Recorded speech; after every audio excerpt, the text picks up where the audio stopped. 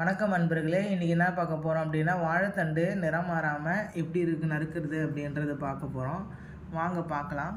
இப்போ பாருங்கள், இது தோல் சீவி வச்சுருக்கேன். வாழைத்தண்டு வந்து தோல் சீவி வச்சுருக்கிறேன். நான் பொரியலுக்கு நறுக்க போகிறேன். அது நறுக்கி எதில் போட போகிறேன் அப்படின்னா, அது வந்து இது அரிசி தண்ணி. நம்ம அரிசி கழுவுறோம் பார்த்தீங்களா, சாப்பாடுக்கு அரிசி கழுவுறோம்ல, அந்த தண்ணி இது. இதில் நறுக்கி நம்ம போட்டோம் அப்படின்னா, கட் பண்ணி போட்டோன்னா இது வந்து நிறம் மாறாமல் அப்படியே இருக்கும், இந்த கலர்லேயே இருக்கும். இப்போ நான் கட் பண்ணுறேன் பாருங்கள். வாழைத்தண்டு கட் பண்ணுறது எப்படின்னா, இது வந்து ரவுண்டாக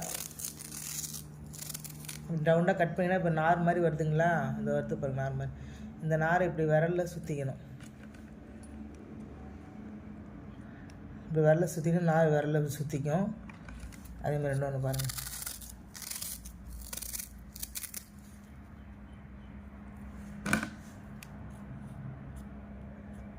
இந்த மாதிரி சுற்றிக்கிட்டுனா அந்த நார்லாம் விரலுக்கு வந்துடும்.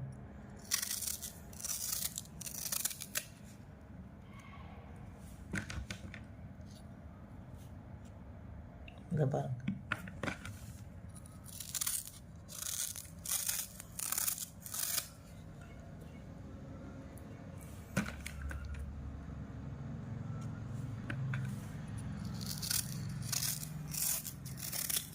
எல்லாம் வாழைத்தண்டு இது மாதிரி கட் பண்ணி இந்த மாதிரி சுற்றி எடுத்துக்கணும். இந்த பாருங்கள், இந்த நார் இது அழகாக ரவுண்டாக வந்துடும் பாருங்கள். இன்னொரு வாட்டி கட் பண்ணி காமிக்கிற பாருங்கள்.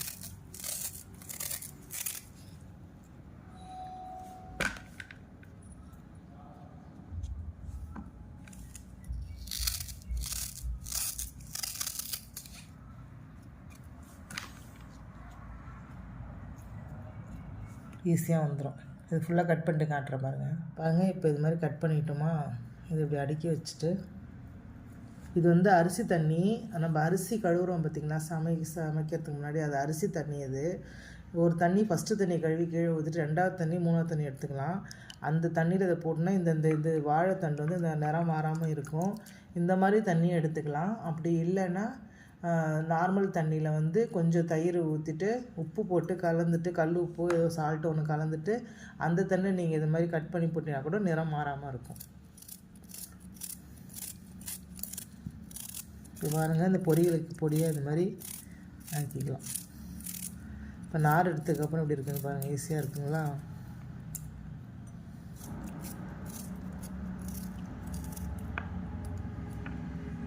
இங்கே பாருங்கள், நிறம் மாறாமல் அப்படி இருக்குது பாருங்கள். இந்த டிப்ஸ் உங்களுக்கு பிடிச்சிருந்தா நீங்களும் வீட்டில் ட்ரை பண்ணி பாருங்கள்.